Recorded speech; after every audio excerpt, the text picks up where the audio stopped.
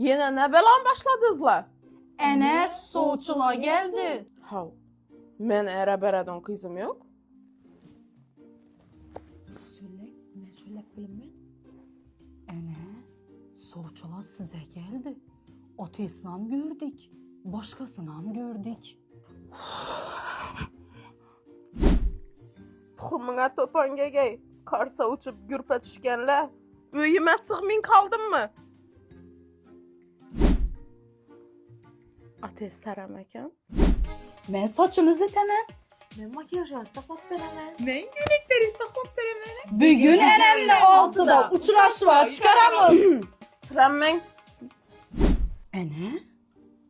Baktım beni. Ne şey oldu?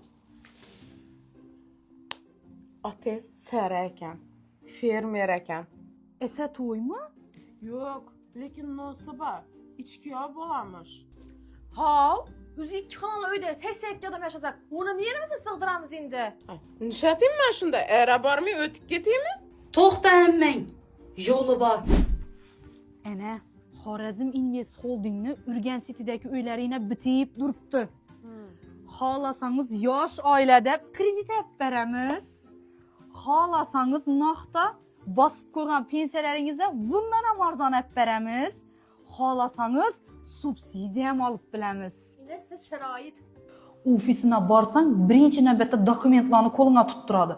Dokumenti ba, kadastrı ba, gaz ötken, svet ötken, su ötken, ene halasa Rossiyaçılar alıp bilədi. Naxta demi, subsidiya demi, kreditə demi, 2 kanalı üyü ba, 3 kanalı san ba, 3 domdan ucu bir dana dom kağan. Aşından birisini size alalı. Remont etip köçürüyüp ötüremiz. Həzzət taza giyo bilən yaşayıverəsiz. Bu boldu. Enem hem erli hem Xorazm Invest'tan. Öyle boldu.